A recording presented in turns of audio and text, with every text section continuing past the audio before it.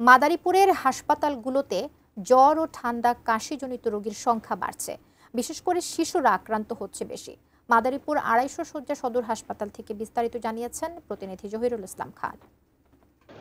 মাদারীপুর জেলার হাসপাতালগুলোতে রোগীর অসংখ্য চাপ বেড়েছে, প্রচণ্ড ভিড়। বিশেষ করে যে এই মৌসুমে শিশু এবং নারীরা বেশি জ্বরের শিকার হচ্ছে এবং জ্বরজনিত রোগ নিয়েই এবং ঠান্ডা জ্বর এই রোগ নিয়েই কিন্তু বেশি ভর্তি হচ্ছে।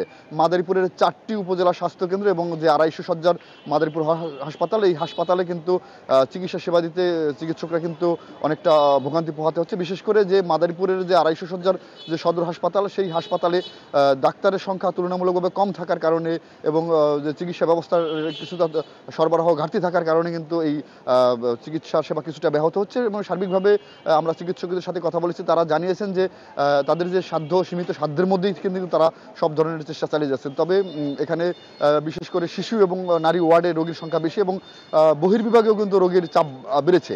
এবং যে বিষয়টা বলা যায় যে এই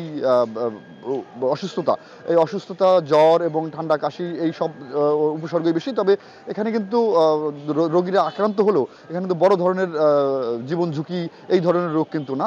তারপরেও চিকিৎসকরা সার্বিকভাবে এখানে যারা আছেন তারা সার্বিকভাবে সকল ধরনের চেষ্টা করে যাচ্ছেন এবং রোগীরা কিন্তু বিভিন্ন সময় অভিযোগ করেছেন তাদের কাছে এখানে চিকিৎসা সেবার ক্ষেত্রে ঘাটতি রয়েছে এবং তারা ওষুধের অপ্রতুলতা সহ বিভিন্ন ধরনের স্বাস্থ্যসেবার থেকে বঞ্চিত, সেই বিষয়টা কিন্তু বলেছেন। এবং এখানে মাদারীপুরের সুধী মহল মনে করেছেন যে যে ধরনের অবস্থা তাতে আরও চিকিৎসা বিভাগের ক্ষেত্রে আরও সব ধরনের যে সরবরাহ ব্যবস্থা এবং সব ধরনের ব্যবস্থার ক্ষেত্রে কিন্তু আরও গুরুত্ব দেওয়া উচিত এবং এই ক্ষেত্রে যেন ব্যবস্থা গ্রহণ করে।